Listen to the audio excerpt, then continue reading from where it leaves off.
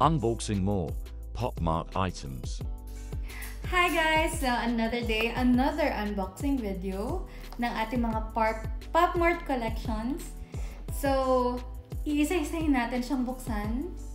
So, as you can see, meron tayong Crybaby, tapos meron tayong Skull Panda, Labubu, Hasi Pupu, and then Pocky. So, let's unbox them! So, first, ito munang dalawa kasi actually, I'm not planning to remove them sa kanilang mga lalagyanan. So, as you can see, ito yung Crybaby, Crying for Love na Crybaby. So, ayan siya. Ganyan yung tsura niya. Pero hindi ko muna siya i-remove kasi actually, hindi pa dumadating yung lalagyanan ko ng mga for the new set of Pop Mart items na binili ko. So, I'm planning to leave them na lang muna in this box. Lalo na kasi yung isa kong ganito, which is yung Fall in Wild, ay nakalagay na sa bag ko. So, ito, I'm planning to just, you know, keep it this way and i-display muna. Pero ito siya. I like it. Saka siguro, pag nakakita ako ng bag ko, kung saan ko siya pwede ilagay. Pero, ganyan ang isura niya. Sobrang cute. Ang kapartner nito is yung parang king na medyo malaki siya. So, may hawak siya na parang box na pwede mong lagyan ng ring. So, ito naman yung queen. So, it's so nice. Next. So, next is, start muna tayo dito. Actually, as you can see, andito na yung card niya. So, this one is Hasi Pupu, Snuggle With You. Ito yung box niya. And then, this one kasi, my friend bought this for me sa Philbars. So, sa Philbars kasi, kagandahan lang pag doon kayo bibili. May mga open na yung card isa sa labas. So, at least kung meron na lang kayong specific na kino-collect doon sa set na gusto nyong buuin, pwede doon. At least isa-isa. And then, SRP din ang Philbars. So, maganda rin bumili sa kanila. So, this one is si Hasi Pupu and this one is a pig. So, let's unbox.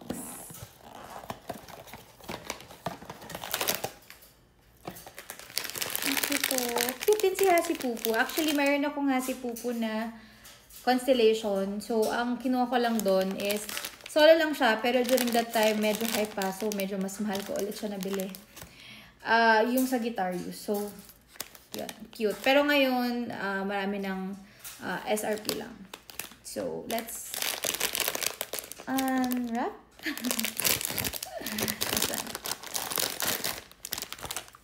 Ay, ang cute. Oh, it's a figurine. It's not a pendant. Oh, pero ang cute niya. I'm not the collector of figurine. Actually, mostly talaga na kinokollect ko is yung ang tawag dito, yung pendant, plush pendant. Pero, hindi naman ako nagsisi. Actually, parang, ang sarap niya kumpletuhin. Huy! Mag-stop ka na dyan. Ito pa yung iba niya. Dami. Oh, pero anyway, it's so cute. I like it. Next naman is this Pocky. Si Pocky. Ayan, ang cute niya. Ano naman to? Yung mga parang kitten. Ay, ang cute niya. So, ito yung mga pwedeng makuha. Actually, parang kahit ano, I'm good. Ayan siya. Tapos meron siyang secret. Manifesting for secret. Hey! Sana ba yung... Ayan. Unbox. Let's unbox.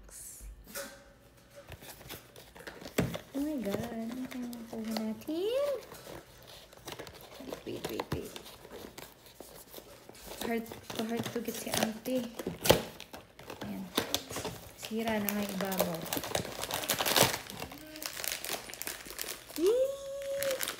Narinig niyo ba yun? Oh my God! Ay, hindi ko nakinig yung card, pero... Oh, yung cute! It's the gray one. Ano siya? Ayun siya, oh. Ito siya, guys. Actually, may card siya. Ang cute! Hala, figurine pala itong dalawa.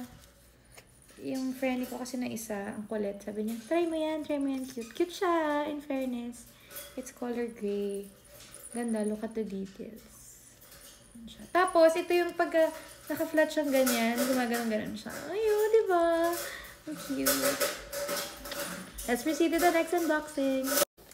Okay, next is this one. Sa ano ko rin ito nabili? Sa Philbars. So, ito, as you can see, ayan, alam na natin yung laman. So, ito yung girl na Coca-Cola na collaboration with Labubu. Actually, ito lang yung gusto ko. Dalawa siya eh. Of course, syempre, hindi naman nila ibibenta yung paunahan na yung kung may secret na na-open, diba? Pero, actually, mas gusto ko siya kaysa doon sa nakaupo. Actually, may backstory to kasi the reason why nainganyo ko bumili nito, it's because isa sa mga student ko, meron siya nito and this is his favorite. Favorite niya talaga. Kahit meron siya ibang klase ng Labubu. Ito yung pinakagusto niya. Tapos naka-case pa yun. Tapos lagi yung bit-bit yun. Kahit maghapon kami sa school talagang kahit saan kami pumunta, lagi niyang dala. So, ayan. I-unbox natin because I want to see yung actual. Pero this one, ano siya eh, yung hindi siya naka-foil. Wait lang guys. Open ko, wait. Ayan siya. Cute.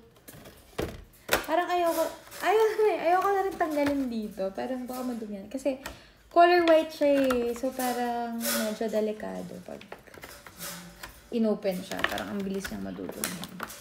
So ayan. Feeling ko ililip ko muna siya sa ganito. Or hanapan ko siya ng sarili niyang case. Sobrang cute. Alright. So this is the last one. So this is Skull Panda. Actually, matagal ko na siyang gustong bilhin, okay, pero parang I find it pricey pag nakita ko siya online. So, nung nakita ko siya actual sa Pop Mart, yung quality niya ay sobrang ganda.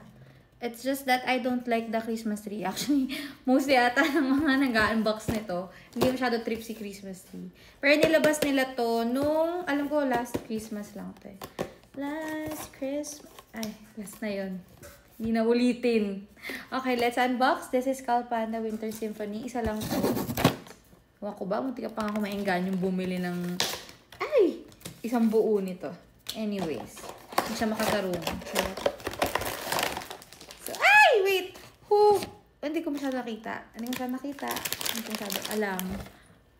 Hala! Ito na nga. Ito na lang. Ito yung card.